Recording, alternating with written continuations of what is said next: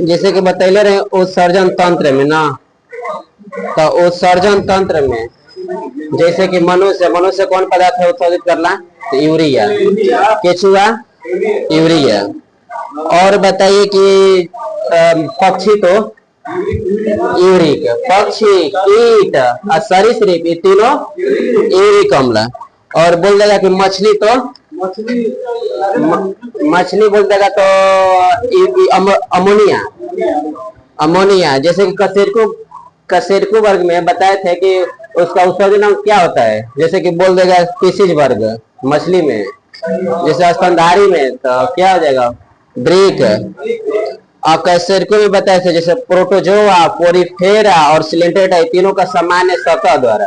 हाँ, प्लेटीहेलमिन्थिस कहेगा तो ज्वाला कोशिका या ज्वाला कोशिका या फ्लेम कोशिकाओं के द्वारा प्लेटीहेलमिन्थिस। और एस्केलमेंथिस कहेगा ना, एस्केलमेंथिस में रेनेट कोशिका द्वारा।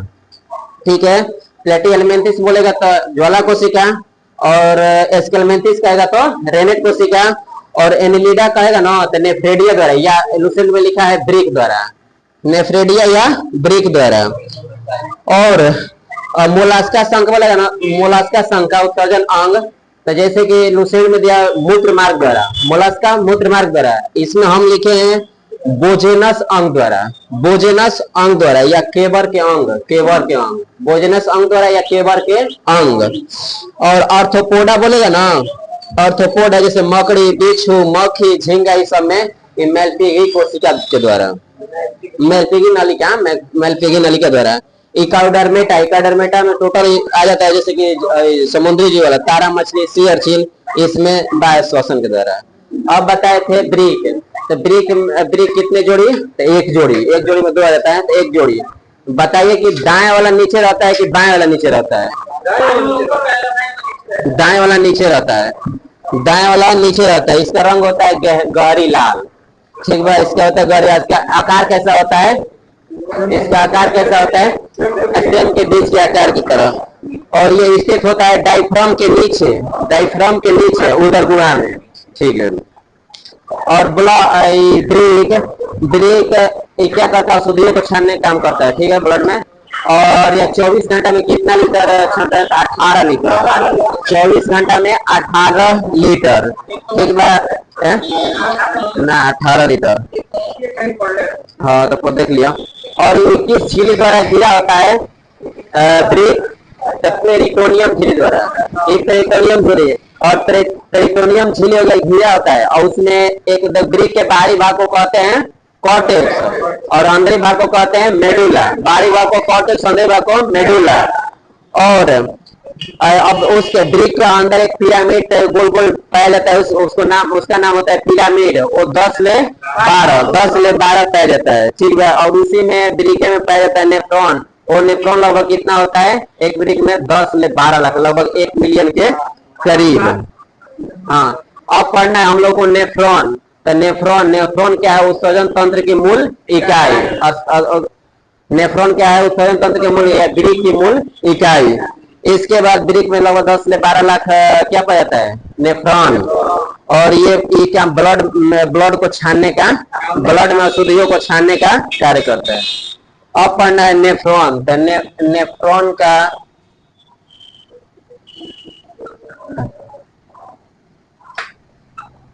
ये क्या हो गया, इसका नाम है बोमेन संपुट, बोमेन संपुट, बोमेन सब। इसका आकार होता है प्यालिनुमा बोलते हैं।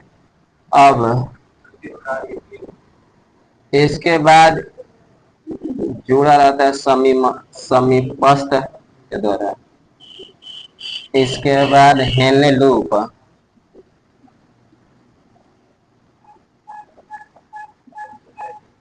हेनले लूप के द्वारा।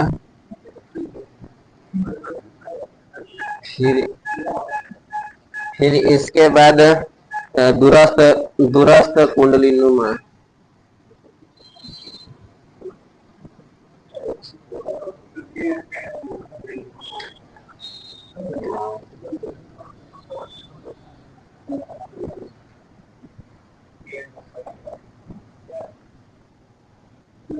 ठीक है।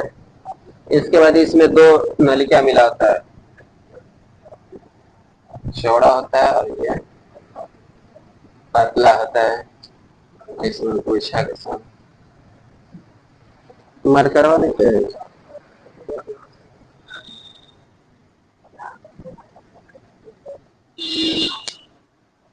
यही आकार होता है इसका। इसका नाम है अभिवाही धमनी। अभिवाही धमनी। यही से वृक्क से जो रक्त आता है ना, इसी के माध्यम से ये होता है चौड़ा चौड़ा, और ये होता है अपवाही धमनी। अपवाही धमनी ये पतला होता है। ठीक है। इसके बाद ये इसका नाम है कोशिका गुच्छा यानी ग्लोमरेस, ग्लोमेरुलस, ग्लोमेरुलस। इसी को हिंदी में कहते हैं कोशिका गुच्छा। केशिका गुच्छा, कोशिका गुच्छा, केशिका गुच्छा होता है, केशिका गुच्छा। ठीक है। इसका बोमेन संपुट बोल रही है। ये वाला होता है समीपस्थ, समीपस्थ, समीपस्थ कुंडली, कुंडली नलिका, समीपस्थ कुंडली नलिका, समीपस्थ कुंडली नलिका। इसके बाद ये होता है हेलने लूप, हेलने की लूप। ये होता है दूरस्थ, दूरस्थ कुंडली, कुंडली नालिका, दूरस्थ कुंडली नालिका। इसके बाद ये होता है संग्राहक, संग्रह नलिका, नलिका, संग्रह नलिका। ये होता है मूत्रवाहिनी, मूत्रवाहिनी। नेफ्रॉन की संरचना है। ठीक है। इसमें सबसे पहले वृक्क से जो ब्लड आता है किस धमनी के द्वारा, तो अभिवाही धमनी। ये थोड़ा चौड़ा होता है। ठीक है भाई। यही अभिवाही धमनी जाकर बोमेन संपुट में, पूरा ये प्यालीनुमा बोमेन संपुट है, इसी में बढ़ जाती है। क्या किसमें, कोशिका गुच्छा में। ठीक है। कोशिका गुच्छा में ये कोशिका गुच्छे में क्या होता है, ब्लड छानता है। ठीक है। और इसके बाद आ जाता है समीपस्थ में। इस समीपस्थ में याद करिए कि यहाँ 100% ग्लूकोज का, जो ग्लूकोज बचा होता रहता है ना, ग्लूकोज का अवशोषण होता है। और इसी में 75% के आसपास जल का अवशोषण होता है, पुनः अवशोषण, अवशोषण। इसके बाद फिर यहाँ पर 5 से 10 हेनले का लूप में 5 से 10% यहाँ अवशोषण होता है H2O का। फिर इसके बाद यहाँ लगभग 10 से 15% यहाँ जल का पुनः अवशोषण होता है। इसके बाद फिर मूत्र में मूत्र बन जाता है। इसके बाद संग्राहक के बाद मूत्रवाहिनी होते हुए बाहर निकलता है। अब सुनिए इसके बारे में क्या क्या बोल रहे हैं।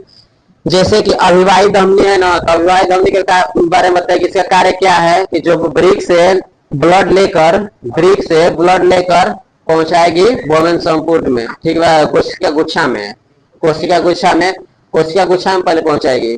ठीक है। इसके बाद देखिए अभिवाही धमनी ही नेफ्रॉन में, अभिवाही धमनी ही नेफ्रॉन में आगे